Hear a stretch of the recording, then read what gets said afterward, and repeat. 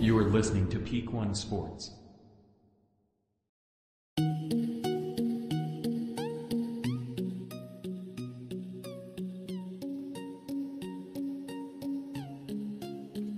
Welcome and thank you for tuning in to this episode of the Sports Page right here on the Peak One Sports Network.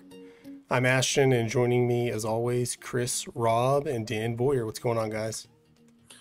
Nothing much, man. Enjoying a big win. It's been a hectic week though for me. Just been super busy, but that's how it is getting closer to the holidays. But so a big win to celebrate.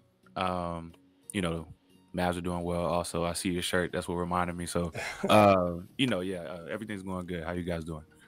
Same, man. Awesome. I had a pretty good week and everything.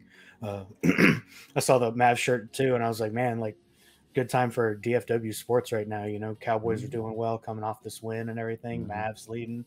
It's a good time. And this is an old shirt. I mean, I got this 2011 when I actually got it before they won the title. They were making their playoff run. And man, this shirt has been through so much. I think it's been traded around a few people. It's a classic shirt in my family now. Yeah, I think I had that shirt. I know I went to a game first round in Portland, and I know they were passing them out. I think they started passing them out that series, but I have quite a few Mavs shirts from that year. But yeah, I want to say this one's from Kroger because it has a Kroger patch on the sleeve. Yeah, that's probably where I got it from. But yeah, I'm in a hotel today, so I just had to grabbing my mic and all my equipment. I thought, okay, I have to have something to wear, all the behind the scenes stuff I have to think about. No, but it's a great day if you're a Cowboys fan. It's kind of weird though. As me and Dan and I were talking before the show started, it's happy, it's exciting, but how things have gone this year, expectations just in general for the Cowboys, because expectations are always high. It's like, okay, great. You did what you were supposed to do. I mean, you can't fault them. They're playing their schedule. We'd obviously have a lot more to talk about if they struggled or even lost that game. Yeah. And it did seem like the first few drives they were struggling. A couple of punts. I was kind of getting worried. I think we might have talked about it last week. I didn't think of it as a trap game.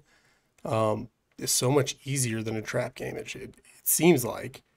But of course, how they played against Arizona, and Chris, you and I have talked about this on previous shows, how they've done against quarterbacks making their first career start.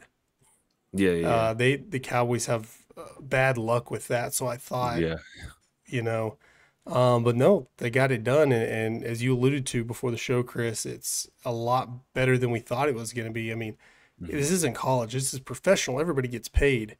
It doesn't matter if you have an injured quarterback or whatever. Teams don't just typically win 49 to, what was the final score? 49-13? 49-17. You may look at it on paper and like, yeah, that's what they're supposed to do. But you even look at I think Vegas had this at like a 10-point game, 12-point game, something like that. Because they're all professionals. But it's good that they did what they were supposed to do. Everybody, for the most part, balled out. And I don't have anything critical of them except that, hey, you played the Giants. That's it. But again, you have to play your schedule. Yeah. I thought it was going to be like one of the, like every time they wear that red stripe, they just suck. So I thought it was a stripe game. And I said it before. I was like, I just tweeted it, like just joking, like, oh, we're about to lose. Just because, that's just, I hate when they wear it. But, and then the first couple drives, I was like, oh, here we go. Giants, they suck. They're going to, they're going to just win by 3 or maybe even lose a close one. But they turned it up.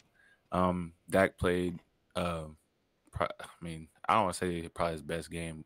He played one of his best games, though, as far as just the reads. I know he had a bad read with the interception, but as far as, a total game, running the ball, I think that's added a totally different dimension to him now because I feel like he was kind of hesitant after his injury. But, him coming out of Mississippi State, that's what he was known for, his the RPOs. He would take off, get the extra 6 or 7 yards. So he played a great game. CeeDee Lamb had an amazing game. No one could guard him.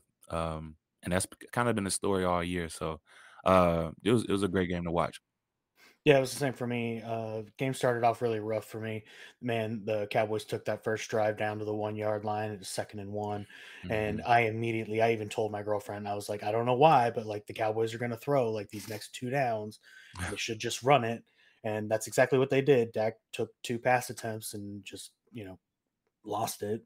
Didn't do anything with them, and then that 4th down attempt where they got stuffed. And to be honest, I mean, probably 99% of the time, if I'm on the 1 yard line, the half-yard line, 4th down, I'm probably just going to go for it anyway. I mean, if I don't convert, the defense is so backed up that I'd probably go ahead and trust my defense on that one. So I don't disagree with the 4th down play, but I just didn't feel like they should have been in that situation. And I thought Dak was just going to end up doing like what I was talking about all last week and just going to, put the Cowboys in this position. But boy, did he shut me up just putting that 400-yard game up on there. And I don't even remember how many yards he rushed for, but I mean, what a game for Dak. And to be honest, really, like what a game for CeeDee Lamb, 11 receptions, and that single-handed grab along the sideline. Yeah. He almost had that second touchdown too that he almost one-handed grabbed that it looked like Dak like gave up on it first, but yeah, like I thought he threw that ball away. I was like, yeah, that ball was that would have been. I think he threw that away in his mind, and then CeeDee Lamb just came back and got it. He'll tell you after the fact, no, that was our plan all along. But, right.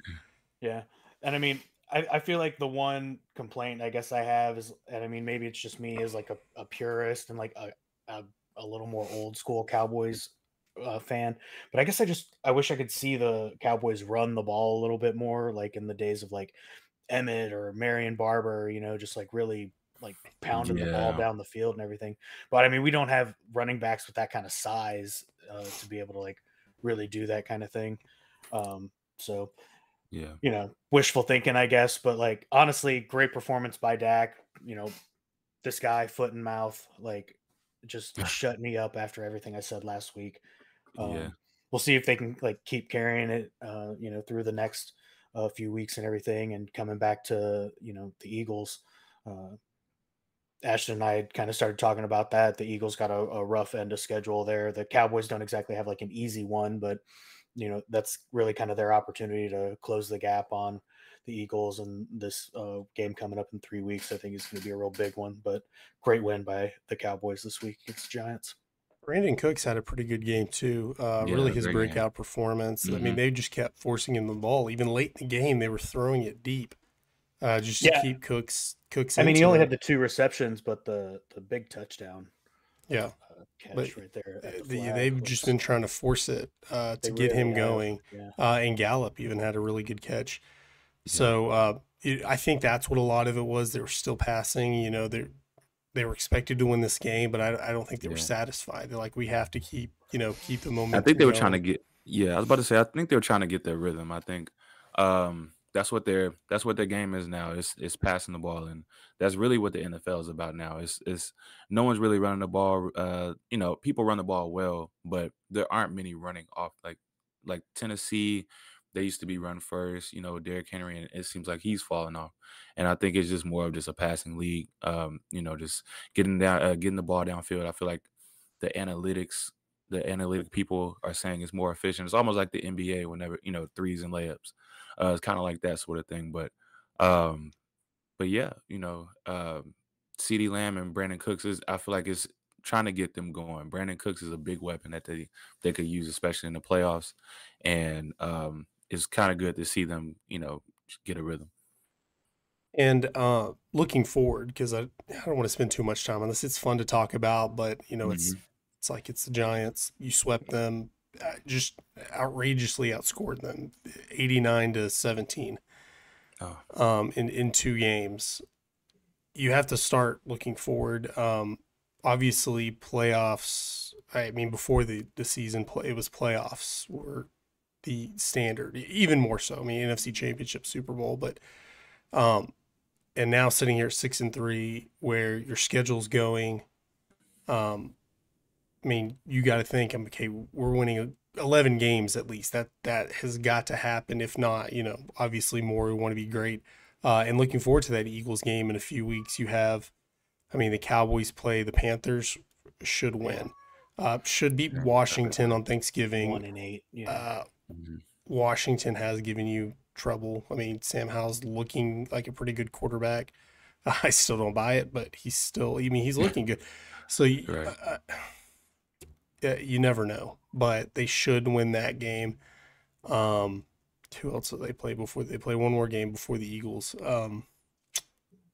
Bill? No, the Bill. Wait, no, is it the Seattle? Bill? No, they play them in December. Bills are the second to last or the last game. Yeah. They play Detroit late in the year.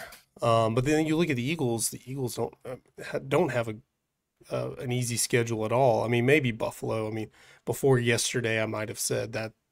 Panthers, Commanders, Seahawks, Eagles. Oh, no, yeah, Seahawks. Okay, yeah, it was the Seahawks, and that's not going to be an easy game. But on paper, you're the better team. And then the Eagles play the 49ers. Who knows? The 49ers all of a sudden look like they're back to being the best team in the NFC after blowing out Jacksonville. But anything can happen. The Eagles haven't looked all that great.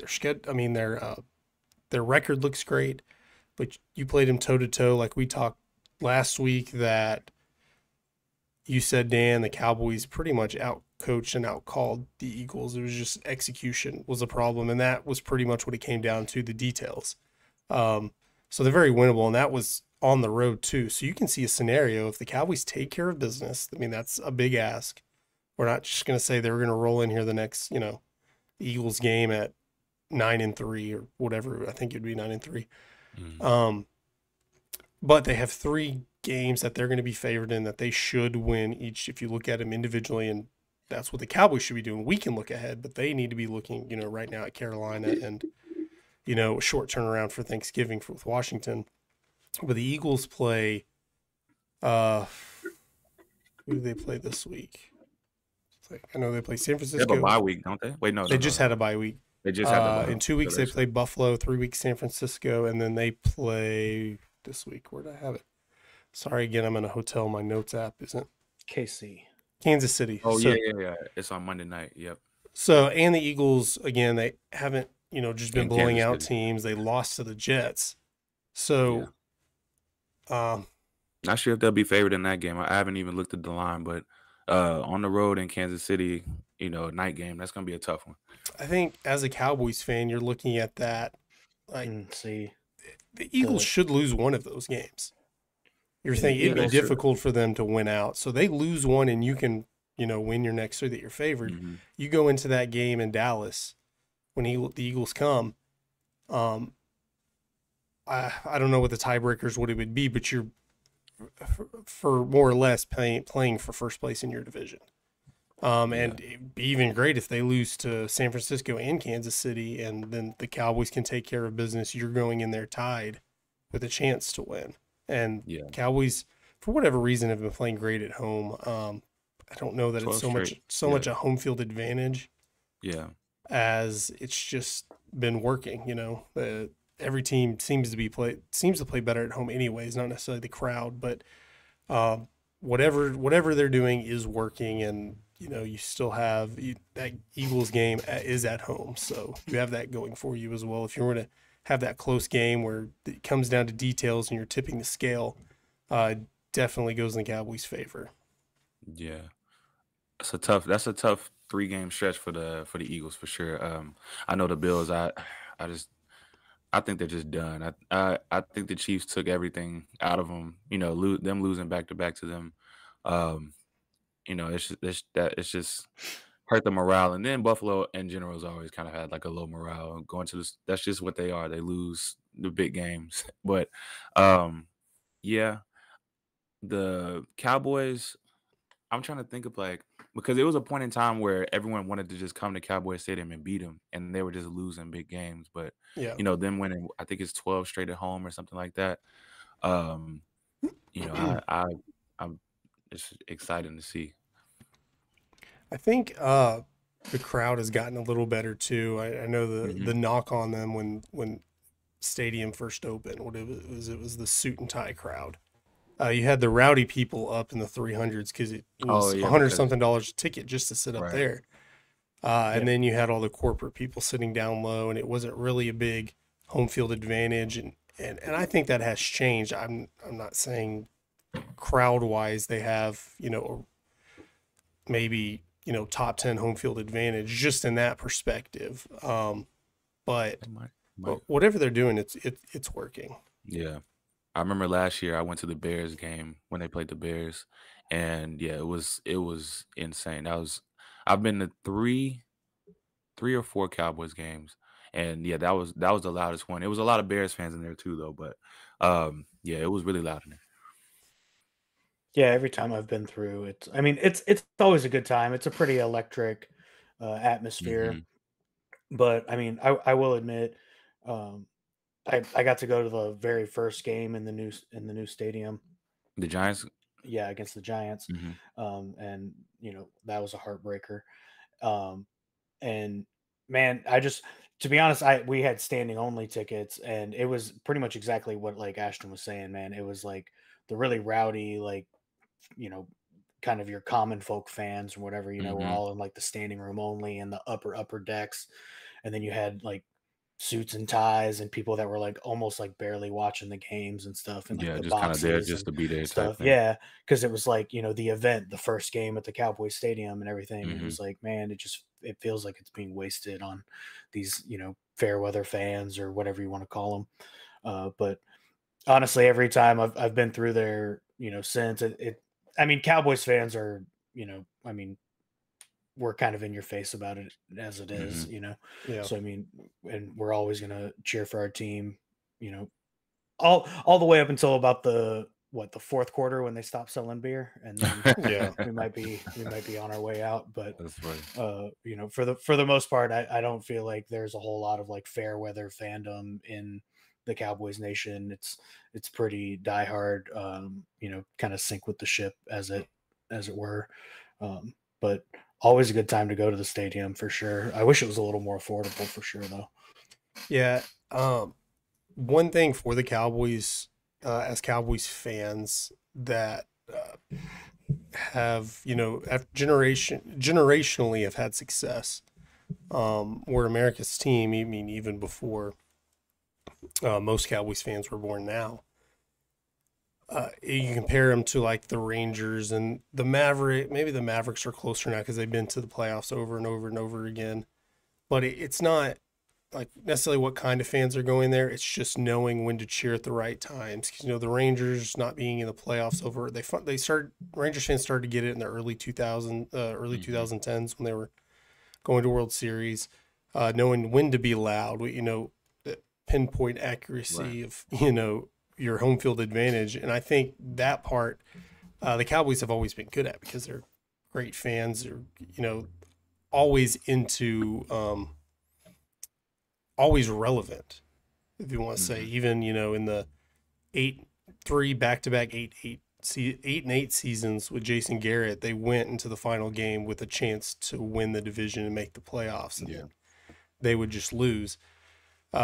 So I think, I don't know whether it was an effort by the Cowboys themselves or Jerry Jones to put, more of the ravaging fans, if you will, at different parts of the stadium, but he's definitely gotten louder and noticeable on TV. I know for years you would just be like, it doesn't sound very loud because all the rowdy fans are in the 300, 400, whatever sections, and that just doesn't pick up the same.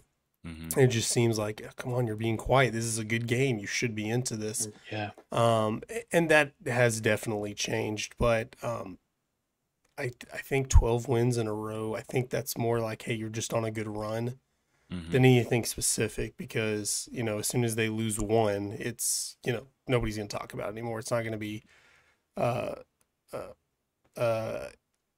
a key in the game plan that the the broadcasting team is talking about, and it doesn't make a difference. It's like, hey, you're just winning one game and then another game and then another game. That's why these next 3 games coming up, you should win all 3. Now looking forward, it's hard to win 3 straight games in the NFL, or it would be 4 after their win against the Giants. Mm-hmm. But looking at them individually, you should take care of business, and that's just what it's come down to. If you look at their statistics at home, they are scoring a lot more, and that, you know, as odd as this Cowboys team has been the last couple of years, I think inconsistent is a good word to use for them, because they've had, how many years have we talked about them having one of the best offenses, and then they'll go out and lay a dud. I think being at home, at least keeps that consistent. Whether you say, hey, you're waking up in your own bed or your normal routine, you're not in a different stadium, might help just to keep it a little more consistent where your offense is scoring. I think they said 36 points a game before the Giants game. Mm-hmm. So just average that in. Yeah. So before we go, I know next week we have Thanksgiving, and we're going to find a time to record. We're going to spit out a show next week. Don't worry. Yeah. We're going to bring back your segment, the power ranking segment, and I think we're going to do Thanksgiving foods. All right. Let's do it. And I think all three of us should do a top 5. Yep, that's fine. And maybe we'll come up with a rule like a certain amount of meats, a dessert you have to throw. Should we do a Thanksgiving food draft? See, I was thinking that. I didn't want to steal it from the Bungalow Sports Show, another show in here. They did a 4th of July draft, but that's a great idea. We'll bring that back and do a Thanksgiving food draft.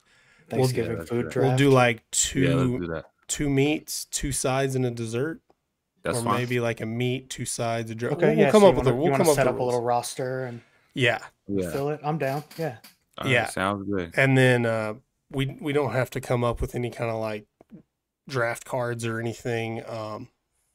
Just who's available. But if one of us picks it, the other can't. And then we'll ask people to pick who has the best Thanksgiving dinner. Yeah. Right. Okay.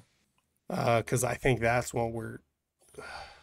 It might get pretty challenging because I think they have a lot of common meals, and if each of us can't pick the same thing, we're gonna have to have a lot of backups. I feel like the one common one we'll struggle with will be turkey, right? Yeah. Or is it like? I guess there's also like ham. You can do like fried turkey or like Cajun turkey, that might be. I would think turkey is turkey.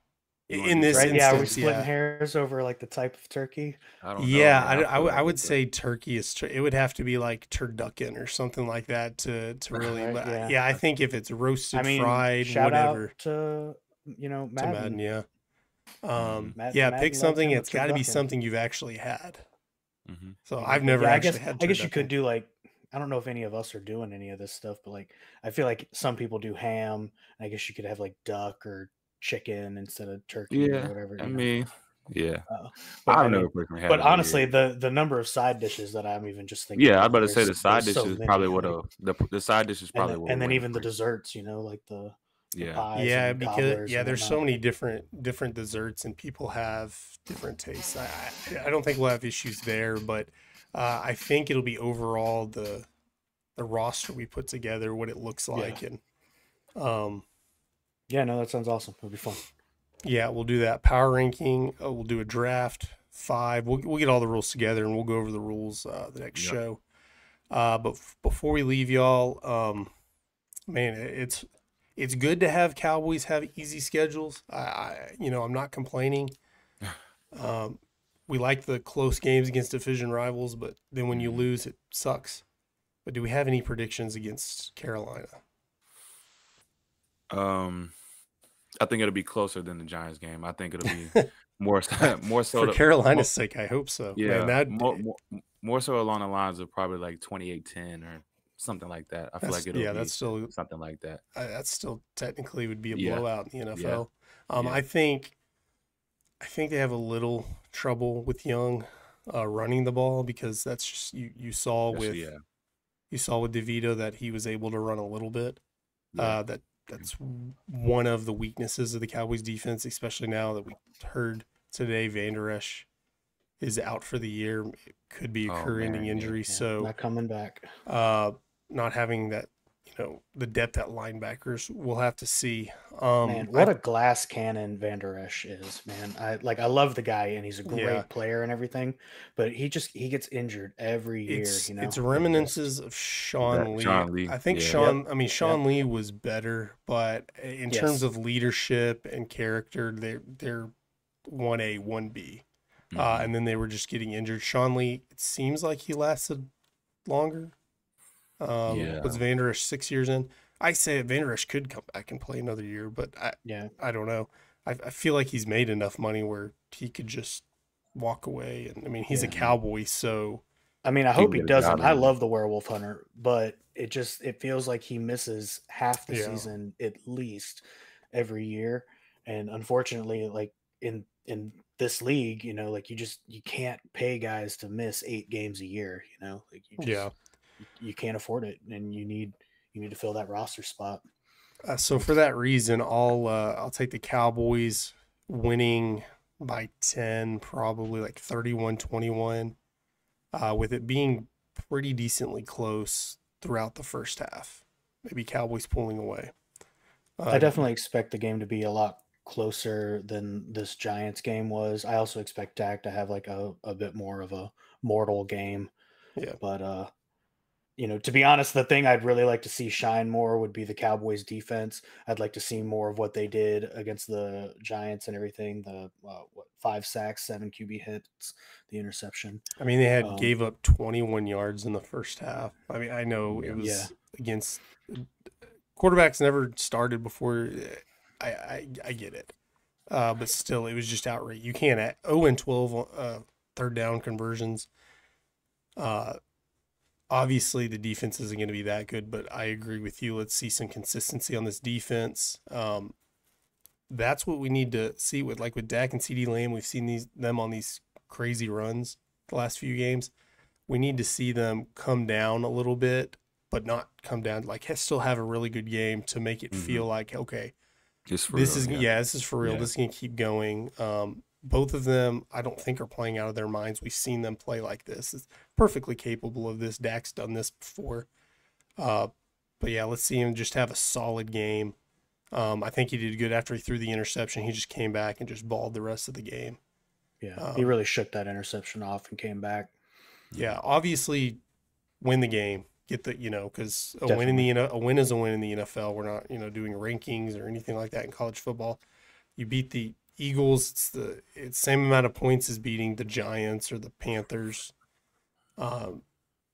So obviously get a win, but let's just keep this train rolling where next week we're going to say, hey, it was another good game. What can you say? Let's look forward to, because it'd be a quick turnaround to the Thanksgiving Day. We'll talk about Washington a little bit, and then we'll get to that Thanksgiving dinner draft, whatever you want to call it. I'll come up with a more official name. Yeah. All right, guys. Well, thanks for joining me today, as always. Thanks for all of our listeners, and we'll see y'all next week. All right. See you guys. Yeah. Thanks, guys.